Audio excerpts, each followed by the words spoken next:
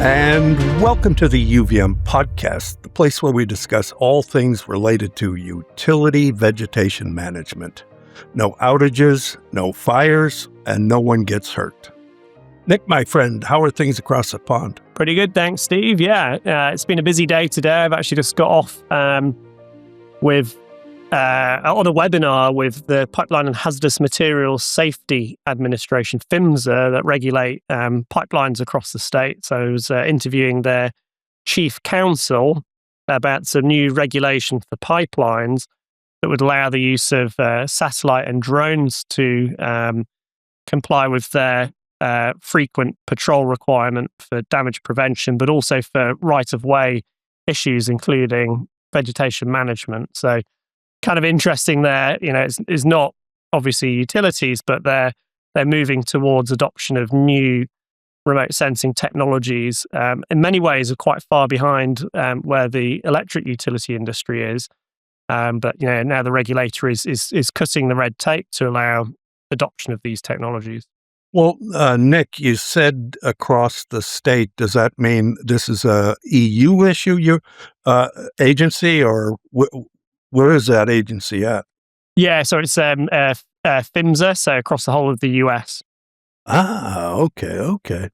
I hear you're also, by the way, going to be doing a webinar next week for the UAA. Is that correct? Yeah, so it takes place on 22nd of April, so it'll have been and gone by the time this particular podcast airs, but it should be available as a recording on the UAA's website. It's a 101 on remote sensing for utility arborists.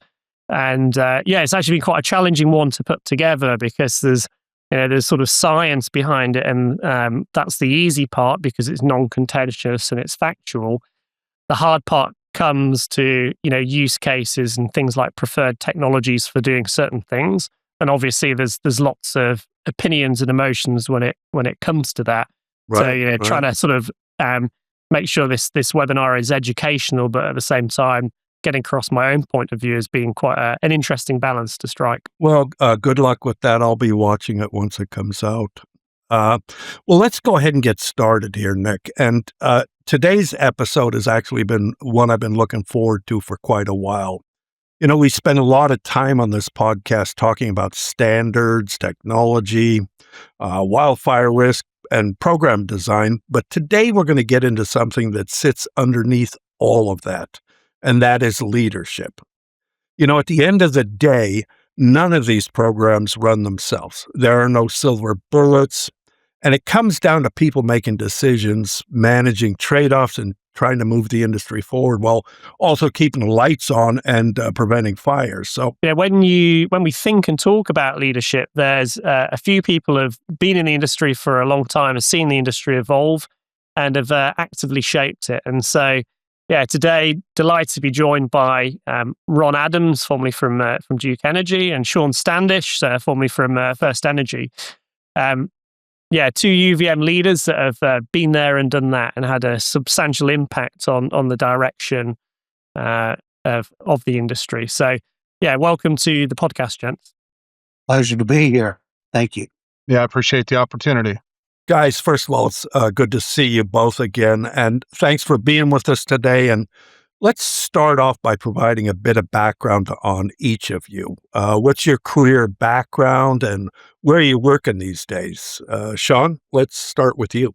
Well, thanks, Steve. I started out my career I grew up in Pennsylvania, went to Penn State for forest science, and started out my career in residential tree care. So I worked for Bartlett Tree Experts and had a great experience there.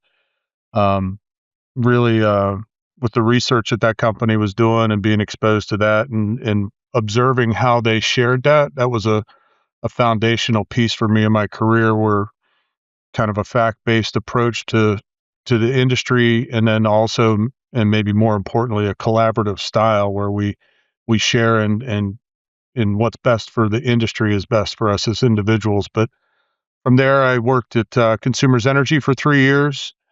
And then I started my career over 20 ago with First Energy, started out as a contracted forester on distribution and then moved to the transmission group from there, varying roles and escalating roles while at First Energy, and as that program centralized. And ultimately, my last 3 years at First Energy, I led the entire vegetation management program, both the transmission, the distribution, and led a number of different initiatives through that time.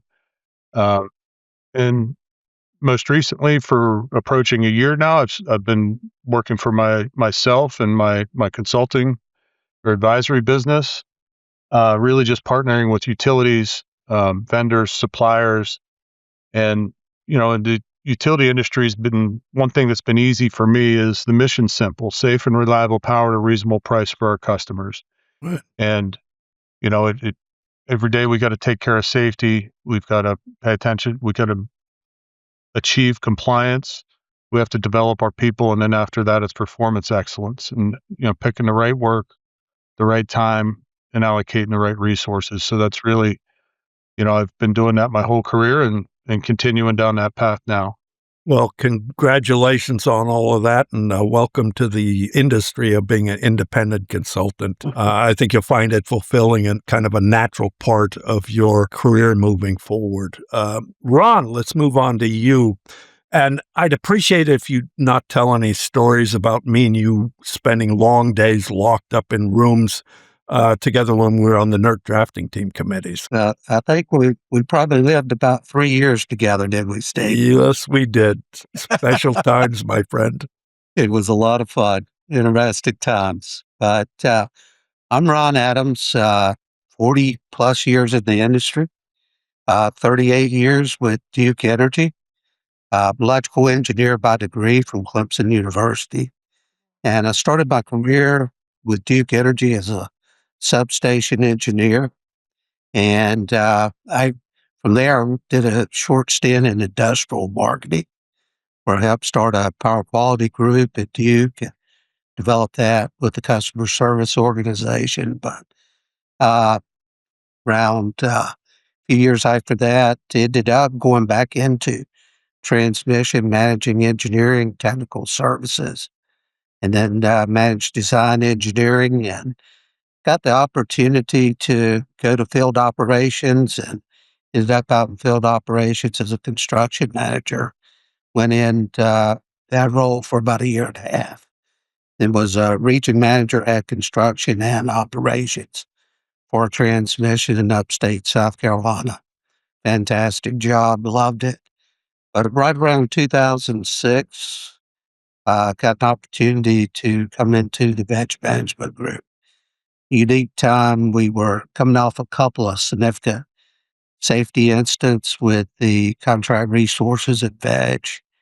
We'd had a 2005 ice storm that locked out about 37 transmission lines in upstate South Carolina, causing me to ask a lot of questions about our right-of-way program, as well as this little thing called a NERC standard FAC Yeah. 003 was on the horizon, and Yeah. I think they were looking for somebody with a little bit of engineering expertise. Yep.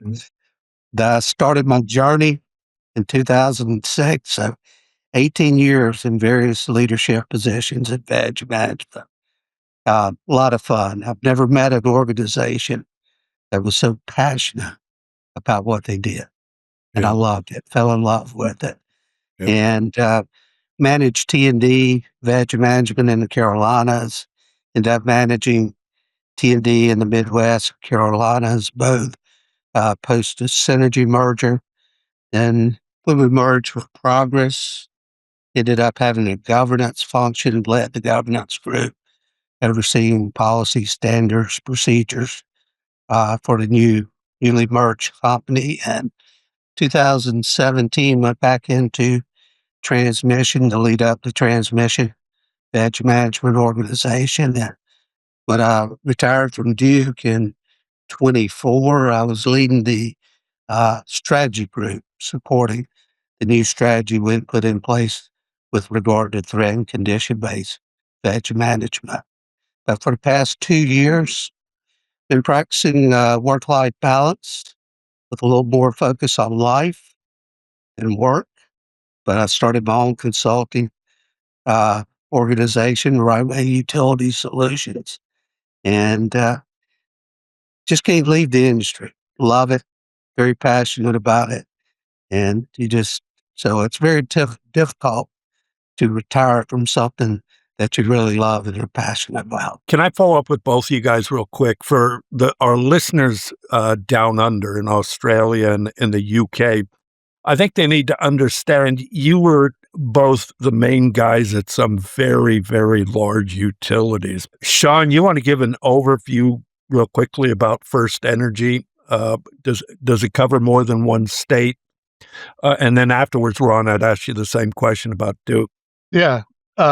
First Energy services 5 states, Ohio, Pennsylvania, New Jersey, Maryland, and West Virginia. Approximately 6 million customers across the service territory is how many is served. As far as circuit miles of distribution, it's about 260-some thousand miles of distribution. Corridor miles of transmission is in excess of 13,000 corridor miles. So, number of different geographic challenges there. New Jersey is certainly a lot different than West Virginia. Very different demographic from that standpoint. As far as really state regulatory rules, regulations, environmental focus, utilities, reliability standards, and things. So it was definitely a diverse territory with a lot of unique challenges as we implemented the program there. Ron? Duke Energy serves 6 states, got North, South Carolina, Florida, Ohio, Kentucky, and Indiana. It's a pretty large footprint. Roughly, it's been a while. There's probably been a lot of additional miles added recently with all the construction, but north of 130,000 overhead distribution miles and 32,000 plus transmission miles on the system. Wow. Large systems indeed. And, after I asked the question, I realized I hope nobody asked me about the utility I worked at. As most of you know, I worked at PG&E for 20 years. I couldn't rattle off those numbers. So kudos to you guys for remembering how big your utilities were. Great. And as you mentioned, reasonable cost of power there, Shawn. I Googled, between Australia, UK, and the US, the price per kilowatt hour. UK leads the table, 30 to 40 cents a kilowatt hour. Wow. Oh, wow. Australia, 28 cents a kilowatt hour, and US about 16, 17 cents a kilowatt hour. So wow. It's a great value. Yeah. It's I wish value. we need that in the UK utilities as well. So starting out then with the subject of mentorship and leadership foundations, you've mentioned to me in the past, Shawn, that Ron was a mentor in your career. So what did you learn early on that still shapes how you would lead a UVM program today?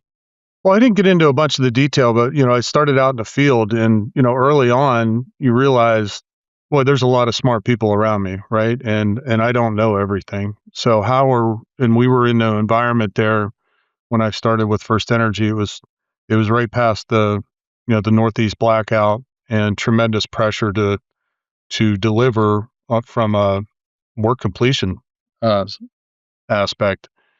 So, I think one of the things I learned by nature, I used to be kind of a shy person, but in that environment, you had to, it was kind of a sink or swim environment, and learned early on that there's a lot of smart people around. So how do you leverage, how do you include and reach out and there's people around us that can help us. So from a mentor standpoint, I talk to folks all the time through my career about, being present in the room. First of all, putting yourself into a room where you can engage with people and interact with people and learn. We always have to be in this mindset where we're continuously learning, figuring out ways to deliver on what we need to. And, once you're in the room, engaging in the room. So, you mentioned Ron, and Duke Energy was a utility, as we described earlier, large utility. At that time, early in my career, I was only transmission, so they had a similar transmission footprint. multiple states, diverse territories. As I became, around that utility, they had a similar mindset to us, safety, compliance, culture, as far as doing the right thing and striving to do that. And so Ron was somebody that I gravitated to, and I gave a lot of that lead in just from that leadership standpoint. I think a key aspect of a leader is understanding that we need to continue to learn, and how do we improve? How do we improve individually, as well as pull information into our programs so that we could scale out our programs and ultimately serve our customers better. Ron, let's move on to you. Who were your mentors, and how did they help your career and perspective on leadership? And before you say it, Ron, if you say me, you don't need to say me. So go ahead. We'll take anybody else, Ron. Well, wasn't going to specifically name names, but I tell you that early on in my career, I had several various mentors. Some that really stuck out to me were, I had a former nuclear plant manager that was a mentor, just really challenged my thinking, think broadly, taught me the value of understanding management systems. Actually taught me to understand and respect change management, but also, most of all, taught me about being very dedicated and spending time in developing and growing your people. And very influential individual, loved it, but also had field operations managers, had a VP of operations who really helped me just really understand a passion for safety and human performance, things of that nature that really, really helped me in my leadership style and really helping me serve the organizations that I was leading through my career. Now, as I moved into veg, being an engineer background, veg was totally new to me. So when I went into the veg, my mentors changed. Steve, people like you, the NERC committee, but I think of people specifically that we engage there, those relationships. So as I went into veg, I really started seeking mentors that were industry leaders, peers of other utilities, because they were helping me understand veg management. I understood utility systems, reliability, power quality. I really didn't understand veg management. So I had a lot of learning to do. But really taking that and applying that with just a mindset of operational excellence from all these mentors I've had early in my career. Duke was a strong believer in operational excellence. And we defined operational excellence as setting the highest standards in safety, optimized reliability, and sustainable efficiency. So taking that and sharing that with people, not only who work with me, but that's what mentors were sharing with me. One thing that I will say that's kind of like Shawn talked about, you get in a room with people. And I've shared my experiences, but people that work with me, for me, I think they were mentors to me. Yeah. Because of just sharing that experience and knowledge. Yeah. The key thing is learning from each other. And I look back, NERC drafting teams, NATF, UAA manager summits. I would challenge people in the veg industry, leverage those relationships, make those connections, sit down and just talk, share experiences. Everybody's experiences are different. Everybody's got a different perspective on how to approach a problem, but learn from each other. And when we learn from each other, we just elevate the quality of the industry as a whole. Yeah, that's great advice, Ron. I think, virtually all people, if asked, are willing to share information and experience. Just to expound on Ron's last point, when you have that environment, when your team's clicking like that, when you're sharing and you're interacting, that's when everybody likes to talk about a culture. Well, when you have that environment, you have that culture. You don't need to print a slogan. You don't need to print a billboard up. When you've got that environment where people are learning and sharing and growing together, you're all pulling the rope in the same way, and that's very powerful. Excellent point, Shawn. Agreed.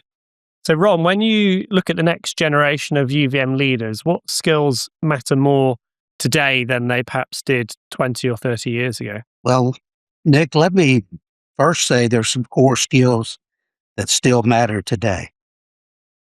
That's leadership, communication, a passion for VM, passion for continuous improvement, and a passion for operational excellence. Those are the attributes I see that are core to very successful VM leaders. But what's really changing, I think, from my perspective, VM managers are turning into risk managers. Early in my career, I used to talk about it. It was a three-legged stool. You had cost, is very expensive program, one of the typically leading O&M expenses in a utility. You had customer satisfaction, and you had reliability. It was always a balance in trying to balance that three-legged stool. There was always a challenge, rather, in balancing that three-legged stool. But now that stool's got a fourth leg.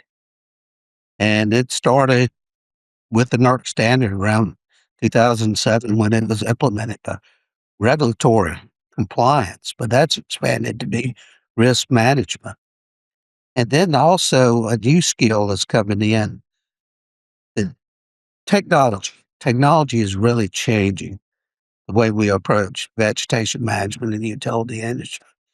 And I think folks, they don't need to be technical experts with the technology, but they need to be business savvy enough to understand what that technology can offer them and how they can operationalize that technology and apply it to the business.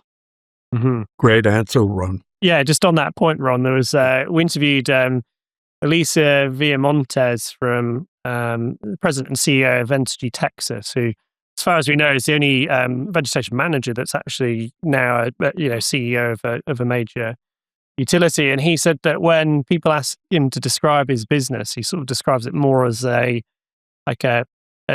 data management business, I think he said, or a data business that happens to own transmission distribution assets. But the point he was making was that things are a lot more analytical and risk-driven now than they have been in the past. Great answer, Ron. I agree with all those points. Shawn, you got anything to add to that?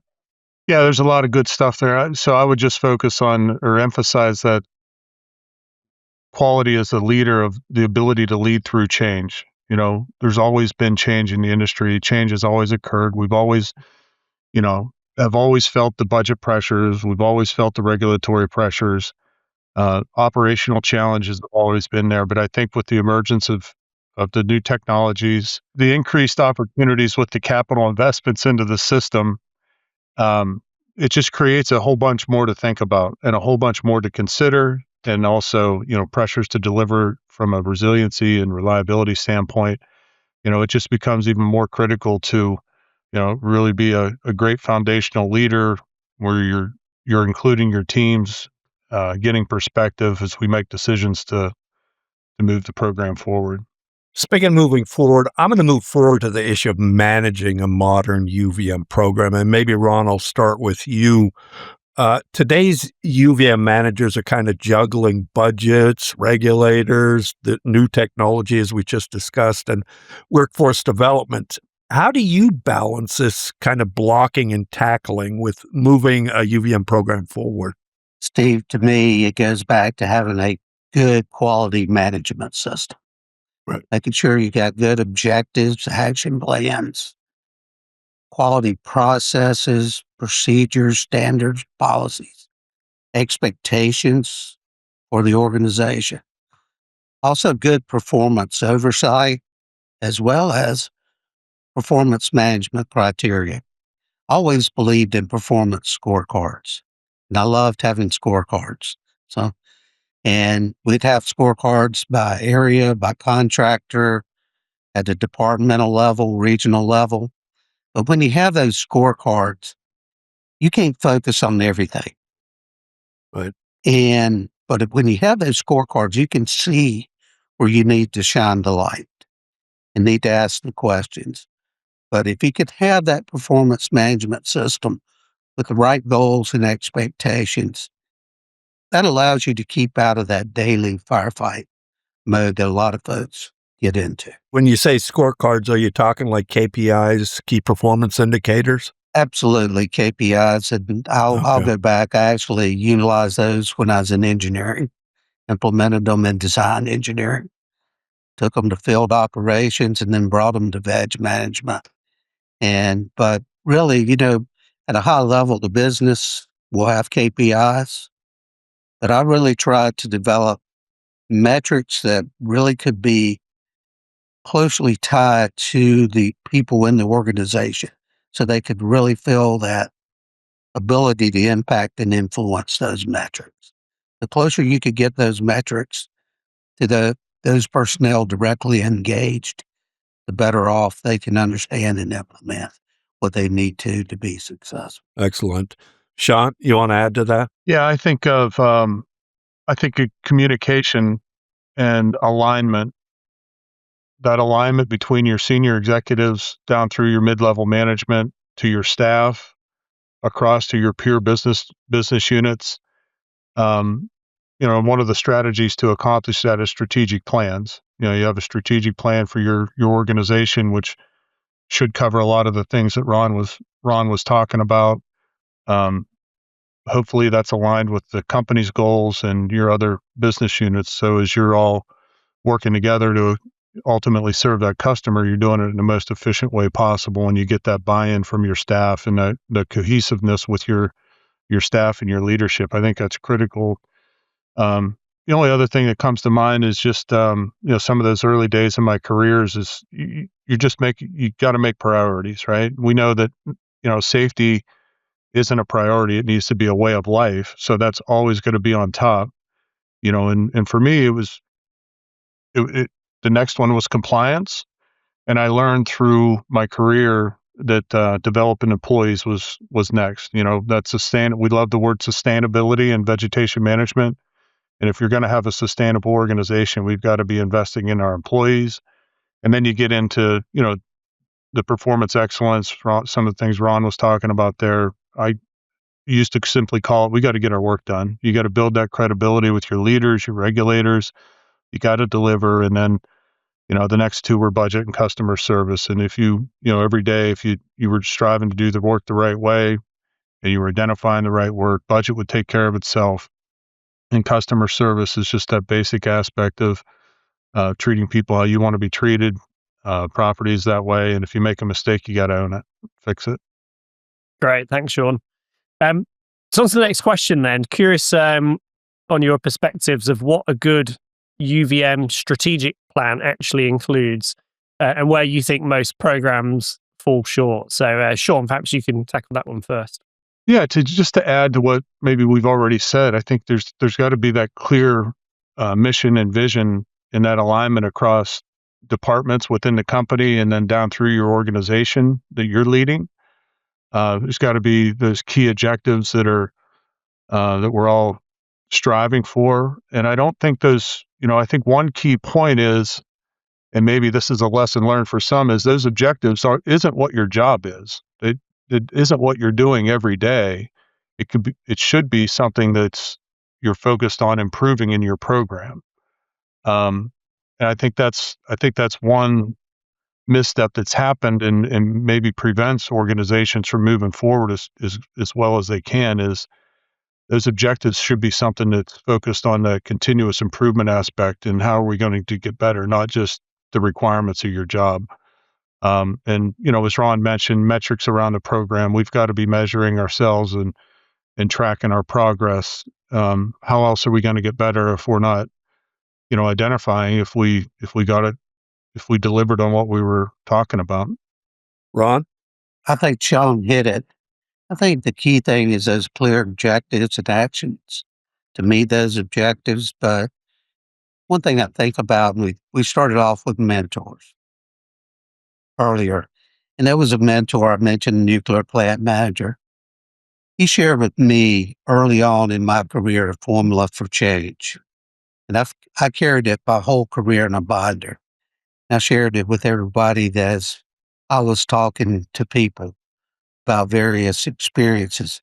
But it was pretty simple formula for change. A lot of people can develop plans, but when you really look at change management and what you're trying to do with strategic plans, you're trying to move an organization from point A to point B. And he shared this as his 4-step formula for change. First, you got to have a vision. Without a vision, there would be no change. Second, the pain not to change has to be greater than the effort to change. And think about that. Sometimes that can be a challenge, but sometimes you may have to shine the light where those shortcomings are. The third thing is you got to have a plan.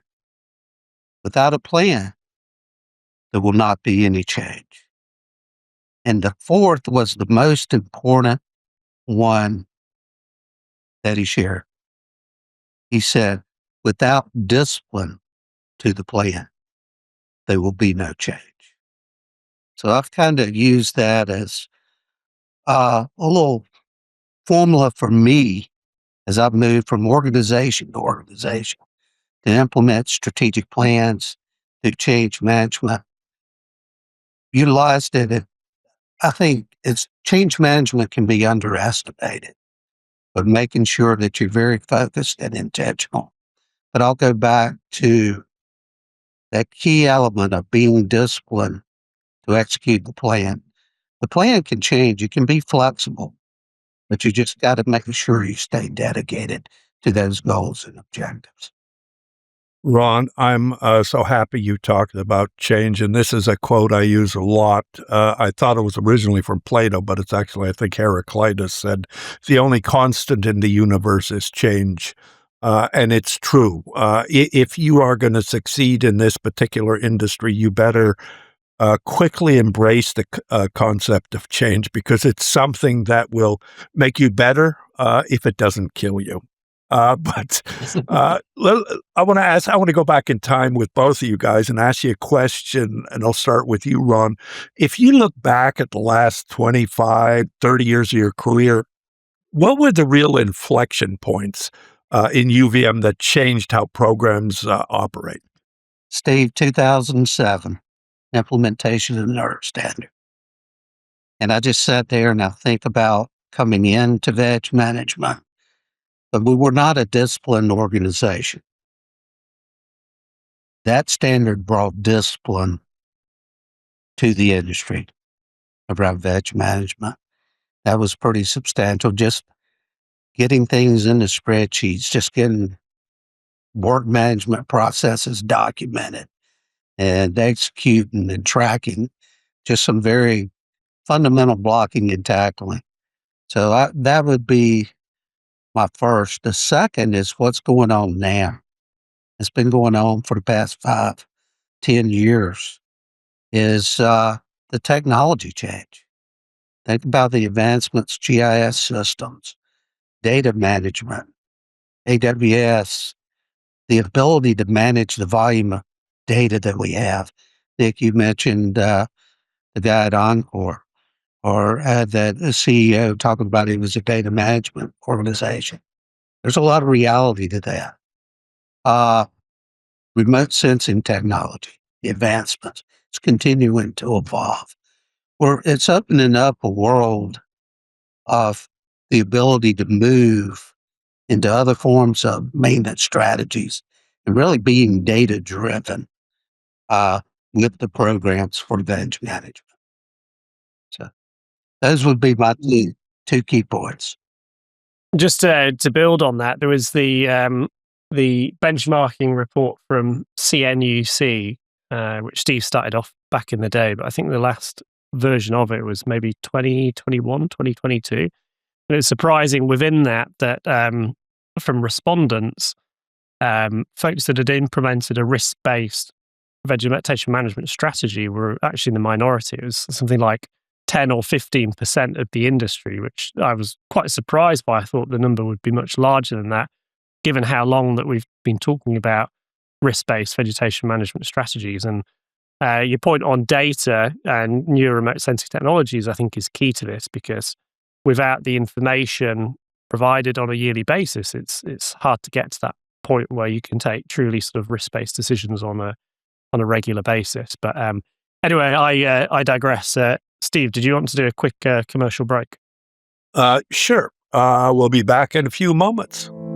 At Celerity and ClearPath Utility Solutions, we don't just help utilities manage challenges, we empower power. Celerity delivers advanced analytics, data quality management, and integration solutions, turning complex utility data into actionable insight. ClearPath provides the boots-on-the-ground expertise, vegetation management, construction oversight, and risk compliance audits that transform strategy into measurable results. Together, we bridge data and field operations, reducing risk, improving reliability, and driving performance utilities can trust. Celerity and ClearPath Utility Solutions. We empower power. Visit consultcelerity.com and clearpathutilityconsulting.com. And welcome back, folks. I want to go back to you, Shawn, and follow up with what we just talked to Ron about. If you, Shawn, look back at the last part of your career, say at First Energy, what were the real inflection points that changed how programs operated in your experience? Yeah, I got to go back to the same point, but I will go back a few years prior when the event actually happened, August 14th, 2003. And the irony in my career and in my career is I was working for Consumers Energy at the time. My wife and I were starting our anniversary. We were actually driving through Northeast Ohio and stopped at a rest area, and in the middle of the afternoon, the lights were out. And It seemed really strange. And less than a year later, I was working for the utility in that service territory. And we all know, there was many contributing factors to that Northeast blackout. It was not simply just a piece of vegetation. There was, a lot going on in the industry. So I wanted to make that clear. But, that was huge for the industry. And frankly, with that event came a lot of opportunity. So, there was a lot of work that needed done across the country on the transmission system to improve the service and the product that was being provided to customers. That work that resulted from that event, and Ron mentioned a standard that made it required, or that put more requirements and penalties around it, has driven a lot of improvement. So, without a doubt, that's got to be the biggest event in time. Yeah, so moving on then, how do you define condition-based, risk-based, reliability-based, predictive maintenance? Where is the industry genuinely heading versus just talking? I know there's initiatives from Dennis Fallon and others, to start harmonizing terms, because there's, we need a standard set of definitions to talk to, because people have their own opinions on what these things mean. But I'd like to hear what you two think these mean. So perhaps, Shawn, you could handle this first. Well, this is a fascinating discussion. This is one that could go on for quite a long time, and I don't think you're going to want to air the whole discussion. But and I'm actually not going to fall into the trap of trying to place a definition on each of the terms. I'm going to try to handle it like this. I think with all these terms, what we're describing is what we've really been trying to do in the industry since there's been trees and wires. We've been trying to identify and do the right work at the right time. I think one of the things that's been happening is we have more tools coming into our, being placed in our toolbox.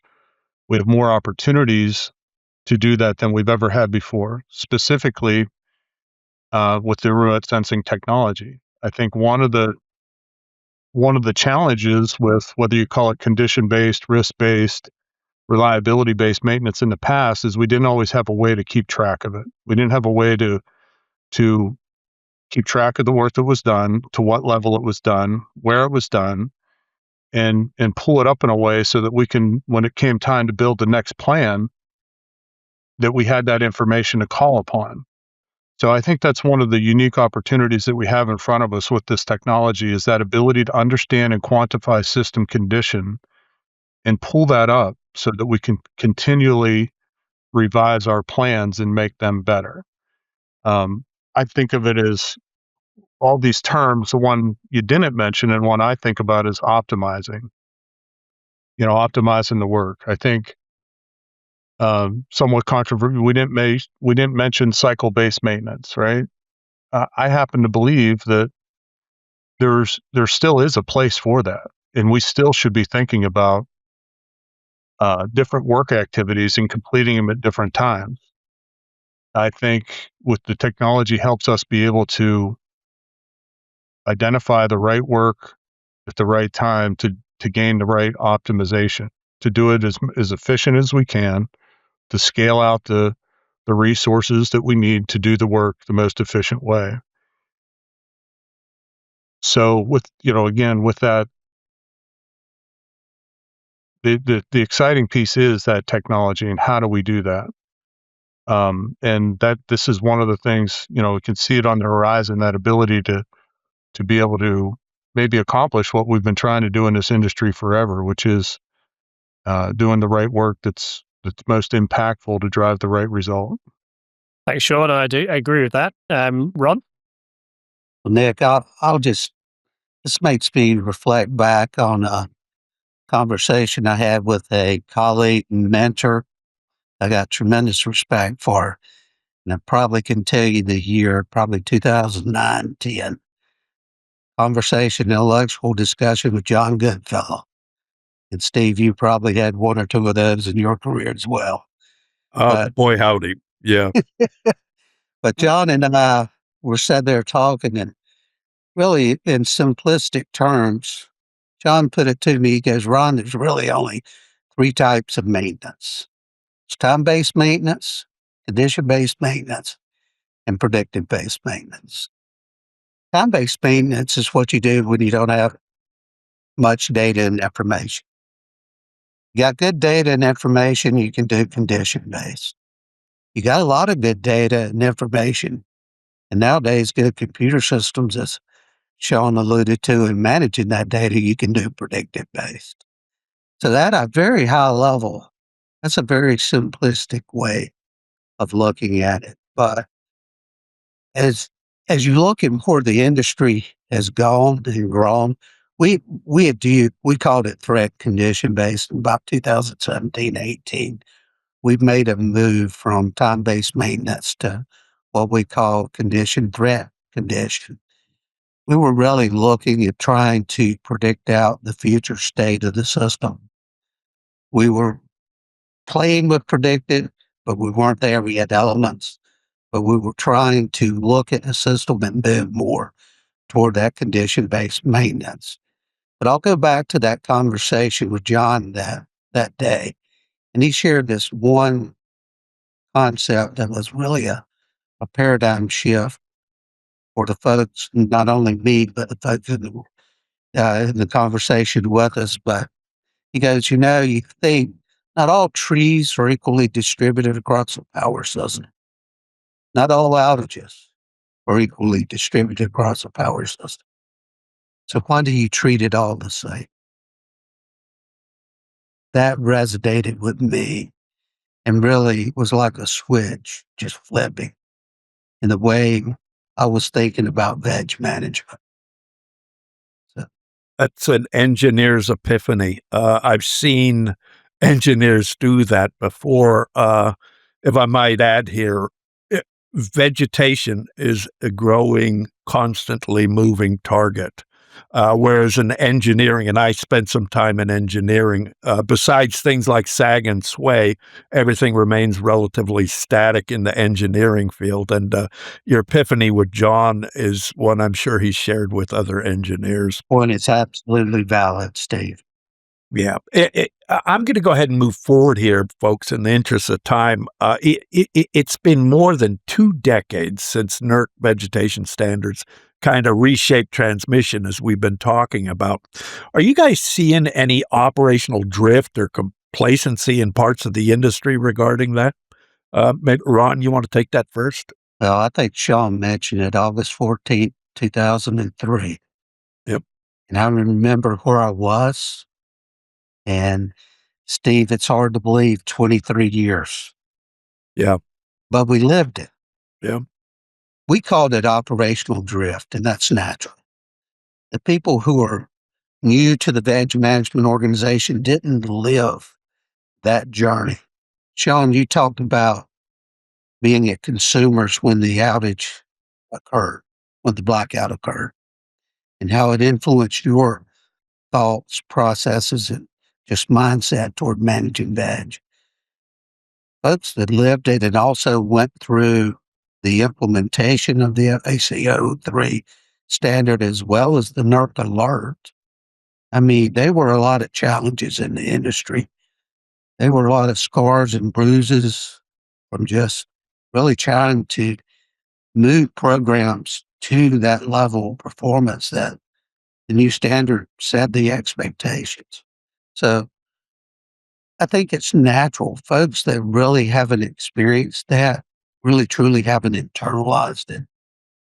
But I think one thing that is key is just reminding folks of the importance and the focus that that standard does have to bring in that reliability and continuity of service to the service territories that utilities serve.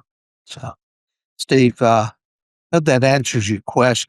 I think as I just think about it, is drift is natural, but just really, we were sending out annual reminders on August 14th every year just to reinforce the expectations, the lessons learned, the opportunities there just to try to prevent that operational drift in the organization and ensure compliance. Shawn? I guess my simple answer to the question, are we seeing operational drift? I think my answer really should be, I'm not sure. But what I'll take everybody back to is a lesson from that event. And, you know, it just rang true to me my whole career and still to this day. It's just that focus and drive to do what's right. You know, if we know what needs to be done and we got to continue to communicate and just drive to do that.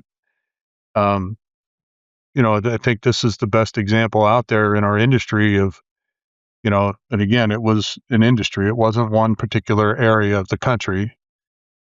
When something goes wrong, the reflex is you will be told what to do. You will be regulated and you will be told what to do. And inevitably, when that happens, you're in a reactive mode. So things will not be done as efficiently or perhaps as effectively as what they could have been if we were in a more of a planning cycle and a predictive cycle and doing things in that manner.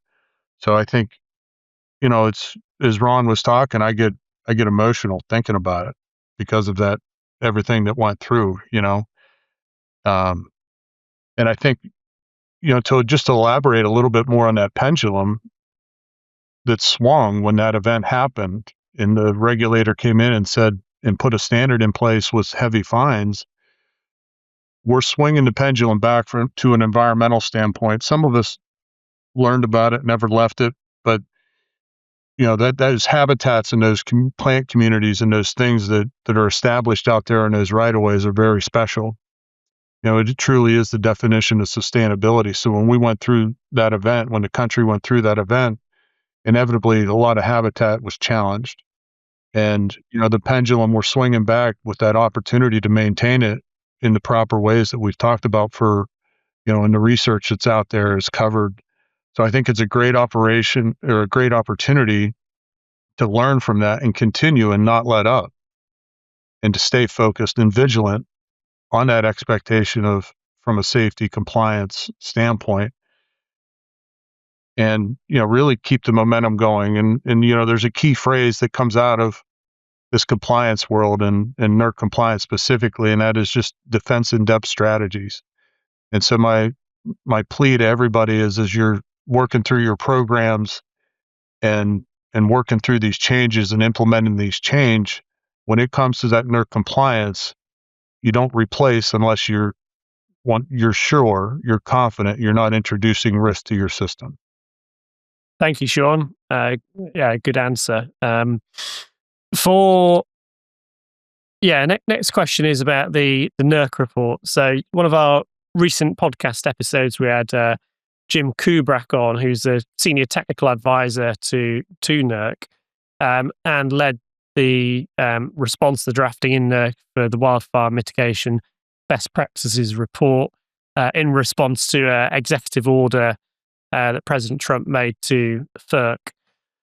Within that, he highlighted how NERC's growing focus on wildfire has now taken place as it's seen as a critical reliability threat. And he was also highlighting data that showed that increasing outage impacts from wildfire and significantly longer restoration times of wildfire compared to other severe weather events. But he also talked through some of the key recommendations of the report and how, as NERC see it, they want vegetation management to adapt. So some of the key recommendations included expanding FAC-003 applicability down to 100 kV lines, which is massively significant, right? Because it brings about another 260,000 miles under FAC-003 on top of what was already about 260,000 miles. So, huge numbers. Increasing vegetation treatment frequency in high fire risk areas. So using the kind of risk-based segmentation that Ron was alluding to, and extending extending management practices beyond traditional rights of way, given things like vegetation blow-in for wildfire. So, just curious if you've both read the report, any thoughts that you might offer on this particular topic. Shawn, you mentioned a good point about potential habitat loss under the first FAC-003 iteration. So, there's risk here, right, to those 260,000 miles of 100 kV and above that now come under this standard. Any thoughts you might have on this topic? Yeah, I would. I guess my first thought is it's not surprising. This has been talked about for a long time. And you think about, again, the focus on resiliency, reliability, the increased pressure with the data centers and those R words. I don't think it's a surprise. I think about one thought that comes to my head is I've been talking with folks, and I haven't read it word for word, but it certainly got the highlights and the gist of it. And as I've been talking to some leaders in the industry across the country, a lot of people are going to be submitting comments and feedback. And I think that's the healthy part of this discussion is hopefully those comments are listened to. And I wouldn't make the assumption that somebody else is going to emphasize that point that's important to you. So I would say don't miss out on the opportunity to comment on it. And then, I'll just touch on this. The piece with wildfire, it's not new. It's been around in our industry for a while. But the cool thing for me, again, is just how similarly it lines up with our goals of having an effective VM program. We need to maintain the floors and the corridors of those rights of ways. And we know that when we do that the right way and the best way, we create a habitat that's conducive to not having widespread wildfires. We need to maintain clearance to the conductors. That's the most obvious and easy aspect of our business for people to visualize. And we know that we need to be maintaining those trees that are off right away that are maybe predisposed to failure in doing that. So, I think while that is daunting, having that cascade down to 100 kV and above, it's also an opportunity to leverage that and build out and explain why it's important that we do those foundational core aspects of our program. Thanks, Shawn. And Ron? Shawn, I think you hit on something that's key there. Making sure everybody shares their comments. There's a lot of different perspectives. And Steve, I know you and I spent a lot of time together on version 2 of the drafting team. And we were focused on the purpose of that standard was preventing cascading outages. And bringing wildfire in, I have not read the report in detail, and I need to do that. I've talked with a few folks about what's being proposed. But when you bring wildfire in, that does not necessarily align with the purpose of FAC-003. So I think you got a gap there that you need to think about. And in my mind, Steve, you remember the debates we had, the East versus the West. Right, right, Systems are very different. right. Risks very different. And I'm not a wildfire expert. I'll be the first to admit that. But Shawn hit on something. There is several similarities between the veg programs, what we're trying to do in managing that vegetation, fuel loads, things of that nature, that align with wildfire mitigation strategies. But there are also some different ones. So as I think about where the industry is, and there's really a major issue in the industry right now around affordability. It's not just in the utility industry, it's in this country right now. That let's make sure if we go down this path that we're really solving the problem. And when I think about it, I'm wondering if a wildfire standard is more appropriate than necessarily trying to integrate it in with the veg standard. So that's my initial thoughts without reading it in detail, but I will read it. Steve, I'd be interested in your perspective. Yeah, actually, appreciate you turning it over to me for a second, Ron. I think we've talked a lot about the Northeast Blackout and how it fundamentally changed everything regarding transmission UVM across the country. That was a result of an incident. And I think what has happened as a result of the fires on the western United States, the feds are now saying this is an equivalent incident. And as a result, I think that's why we're seeing FERC has had hearings on this and panel discussions on the issue of wildfire and utilities.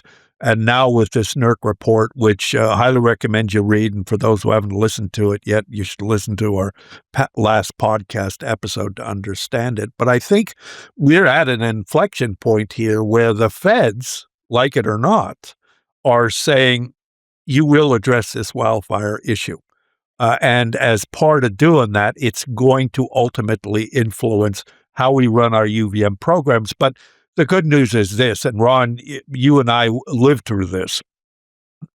When it comes to changes to FAC-003, it isn't done by a bunch of bureaucrats sitting in a room.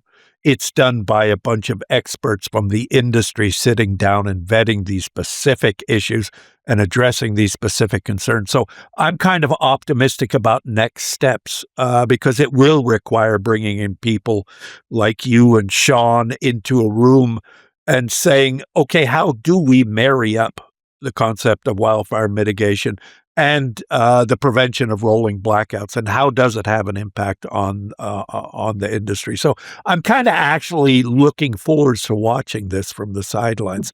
It's going to be another big event, and I'm sure in 20 years from now, Nick's kids and my grandkids will be hosting a podcast talking to people that like us about the same issue, looking back in retrospect. Nick?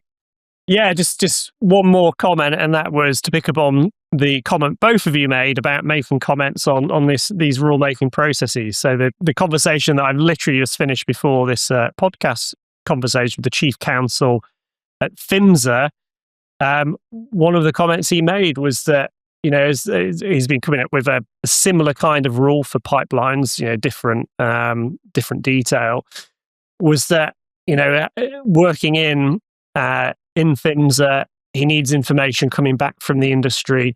Doesn't matter if you're a vendor, a utility, somewhere else within the industry, and providing fair and accurate descriptions of what's going on in the real world is so important for these regulators to come up with guidance that reflects what the industry is doing.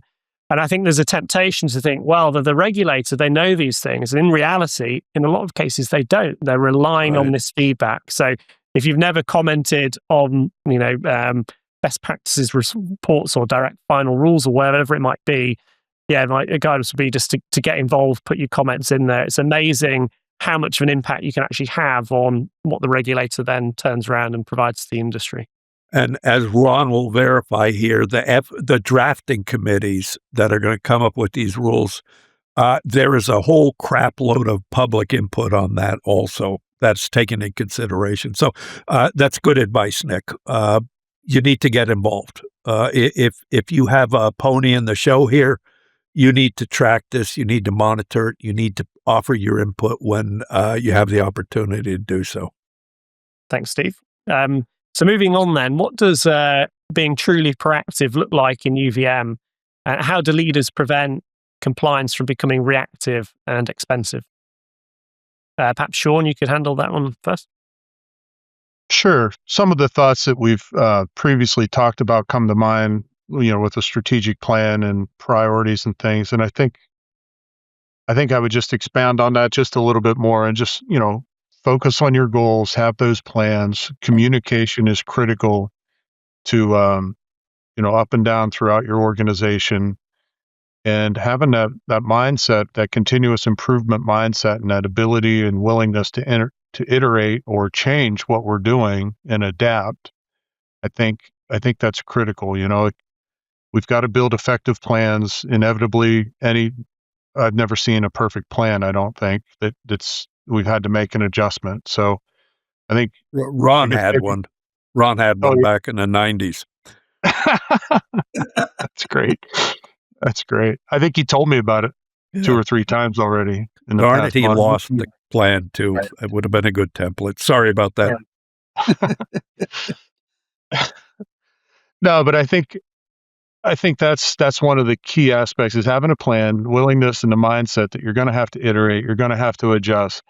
And, another piece of advice is there's going to be challenges, there's going to be roadblocks, and just understand that and fight the pressure of being discouraged and frustrated, and fight that complacency that may creep in there, and just continue to look for different ways to accomplish the same goal. Maybe it's develop a different skill set with communication, or maybe it's meeting somebody for breakfast and catching them off a conference call, and you catch them one-on-one in person so that you can better relate to the people you're trying to communicate with. I think maybe I'm getting off subject a little bit there, but I just think just looking for those different ways to be proactive and efficient with your time and keep the programs moving forward is important. Thanks, Shawn. Ron? I think, to me, you really need to manage the program rather than letting the program manage you. We talked about being data-driven. I've been doing some work with EPRI on maturity models, veg management maturity models, past couple of years. We actually published a T&D article last year, and UAA Newsline published the same article, similar article, in January about vegetation maturity models. And I think the key thing is you really, when you look at those maturity models, they're based on a concept of situational awareness around current state.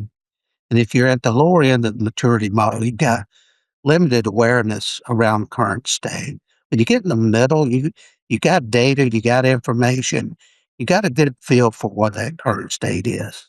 And as you progress on into the maturity, you begin to be able to forecast trend And ultimately, which may be an aspirational goal today, but in the future is probably going to be reality, is being very predictive of those future states and managing those operational risks. So, and that concept goes back from a quote I read a long time ago with Peter Drucker.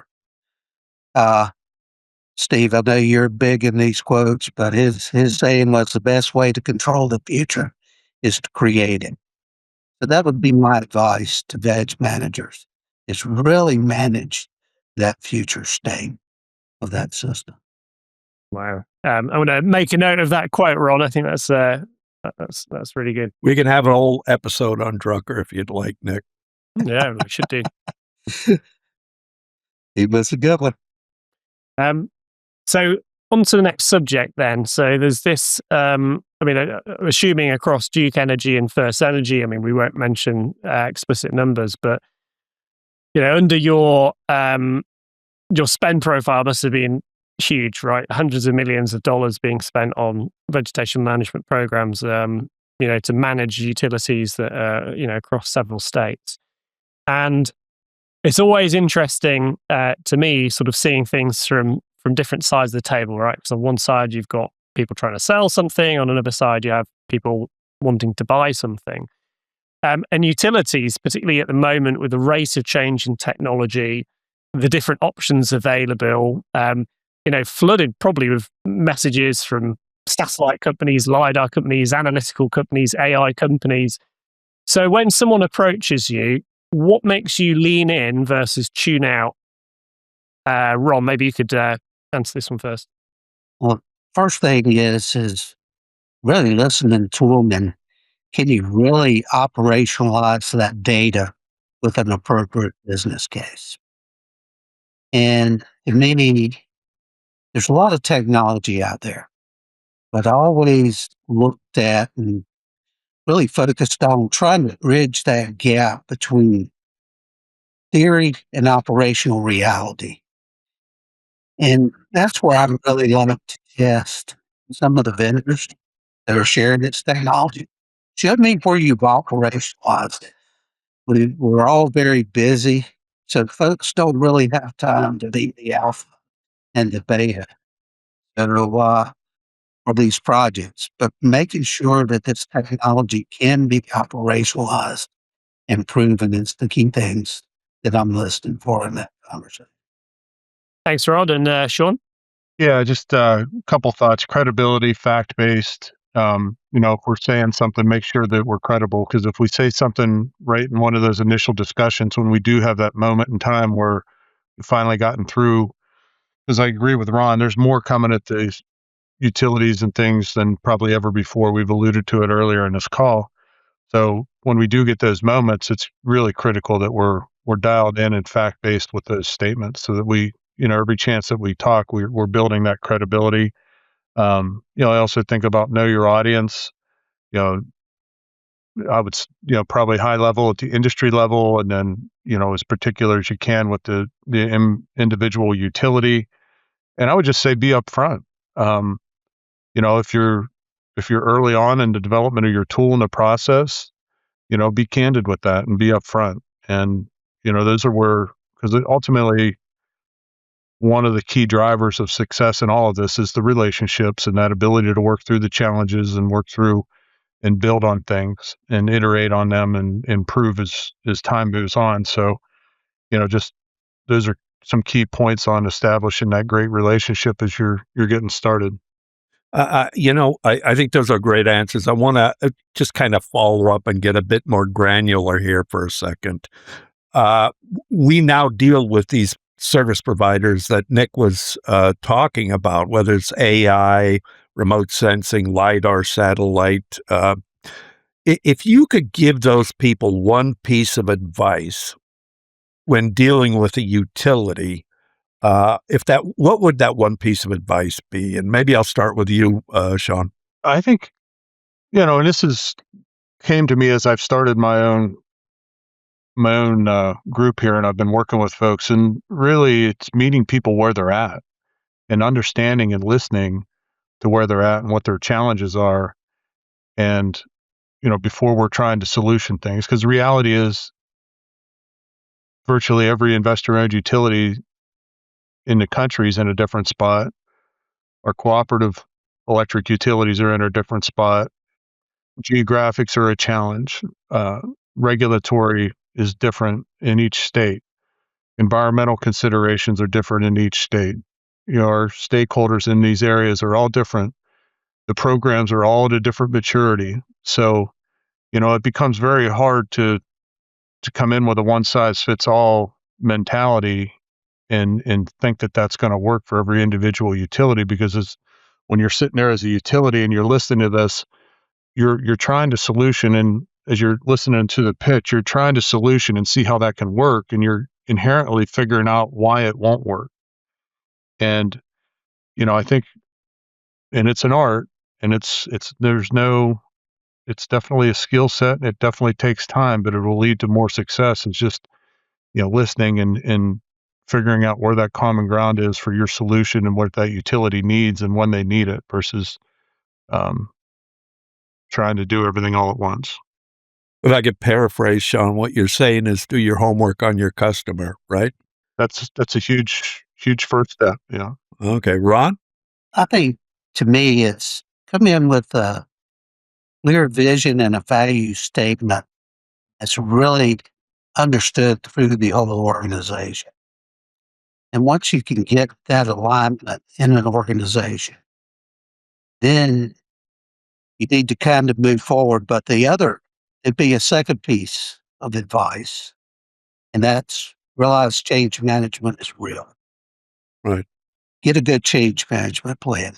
Work with that utility, work with that customer to make sure that you understand the change management, where that organization is today and where they want to be tomorrow, and making sure you got a plan that will get you there. Perfect. Well, guys, we're getting close to the end here, and first of all, it's been great to catch up with both of you. See you both on the screen. You're both looking like studs. Totally impressed. Nick, you need a shave. It's been great catching up, but maybe you can let our listeners know how they can get in touch with each of you if they have any follow-up questions for you. Shawn, how can they get in touch with you? Yeah, I would say the traditional ways. Nexus SSP, Strategic Solutions Partner. You can see me on LinkedIn. You could simply call me, 717-706-5527. Excellent. Thanks again, Shawn. Ron? Easiest way is email, and that'd be my company email, right-way-us@outlook.com. Excellent. Nick, any closing thoughts? Just on that last topic, Steve, I thought of a title for another podcast episode, which would be something along the lines of buyers are from Venus, suppliers are from Mars. It's time to start communicating, and that was a good book. Yeah. I think both sides of the table would benefit from hearing viewpoints from the others and just making things more efficient. Good point. But yeah, what I heard in Ron and Shawn's comments there were all themed around sort of trust, reference customers, operationalization, change management, because that's ultimately where a new piece of technology, lives or dies.